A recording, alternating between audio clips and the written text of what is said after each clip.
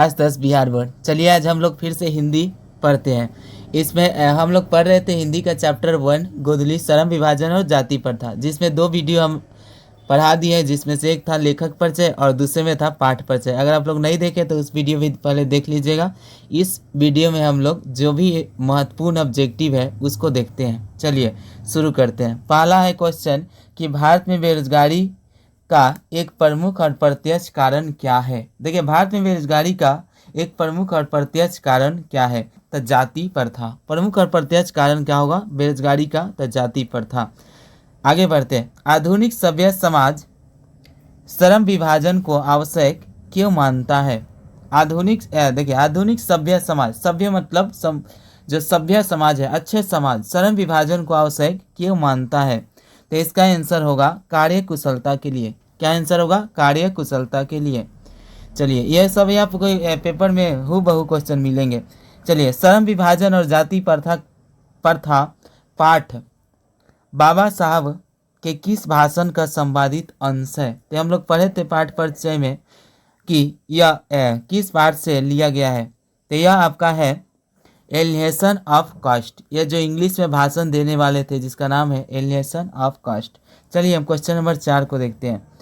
भारत में बेरोजगारी का मुख्य कारण क्या है? भारत में बेरोजगारी का मुख्य कारण क्या है? तो जाति प्रथा। आंसर क्या होंगे? जाति प्रथा। चलिए आगे बढ़ते हैं। बाबा साहब भीमराव अम्बेडकर का जन्म कब हुआ था? तो 14 अप्रैल 1891 ईस्वी। 14 अप्रैल 1891 ईस्वी।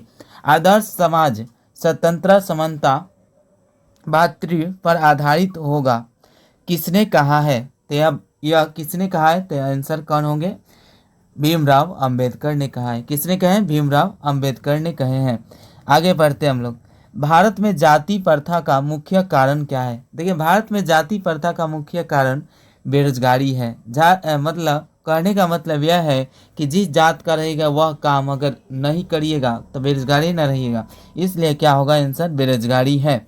आगे बढ़ते हैं। मानव मुक्ति के पुरोधा किसे कहा जाता है? तो भीमराव अंबेडकर को। ऑप्शन क्या होंगे? सी होंगे। चलिए, जाति प्रथा स्वाभाविक विभाजन नहीं है, क्यों? क्या बोले? जाति प्रथा स्वाभाविक विभाजन नहीं है, क्यों? क्यों नहीं है? क्योंकि रुचि पर आधारित नहीं होने के कारण। रुचि पर आधारित नहीं होने के कारण। भारतीय संविधान का निर्माता किसे कहा जाता है? तो भीमराव अंबेडकर को। ऑप्शन सी होगा। आगे बढ़ते हैं। बाबा साहब अम्बेडकर का जन्म किस राज्य में हुआ था? तब बाबा साहब अम्बेडकर का जन्म किस राज्य में हुआ था? यह आपका क्या है? क्वेश्चन है। तब बाबा साहब भीमराव अम्बेडकर का जन्म मध्य प्रदेश राज्य में हुआ था। किस राज्य में? मध्य प्रदेश राज्य में हुआ था। आगे बढ़ते हैं। श्रम विभाजन जाति प्रथा के लेखक कौन है? ये तो कहते आप लोग बताइएगा कि भीमराव अम्बेडकर हैं। Option A. आगे बढ़ते हैं। बाबा साहब भीमराव अम्बेडकर का जन्म किस परिवार में हुआ था? तो एक दलित परिवार में हुआ था। ऑप्शन डी होंगे। आगे बढ़ते हैं। भीमराव अम्बेडकर के चिंतक एवं रचनात्मक के प्रेरक व्यक्ति कौन थे? तो इनके 3 व्यक्ति थे, बुद्ध, ज्योतिबा फुले और कबीर। तो ऑप्शन क्या होंगे? ये सभी। चलिए, हु आर सुधराज किसकी रचना है? तो भीमराव अंबेडकर की। आगे बढ़ते हैं। भीमराव अंबेडकर किसके प्रोत्साहन पर उच्च शिक्षा के लिए निवाक यानी विदेशों में पढ़ाई करने के लिए गए थे? तब बड़ौदा नरेश प्रोत्साहन पर, मतलब बड़ौदा नरेश के प्रोत्साहन राशि पर इन्होंने विदेश पढ़ाई करने के लिए गए थे। आगे बढ़ते हैं हम लोग। द अनचेबल किसकी रचना है? तब भीमराव अंबेडकर। आंसर क्या होंगे? C number. आगे बढ़ते हैं। किसे बाबा साहब के नाम से पुकारा जाता है? तो भीमराव अंबेडकर को बाबा साहब के भी नाम से पुकारा जाता है। The caste of India their magnet किसकी रचना है? तो भीमराव अंबेडकर की।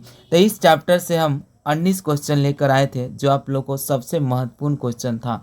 इस चैप्टर से इससे बाहर क्वेश्चन नहीं आएंगे, तो इसे आप लोग जरूर तैयारी करिएगा। मिलते हैं नेक्स्ट वीडियो में।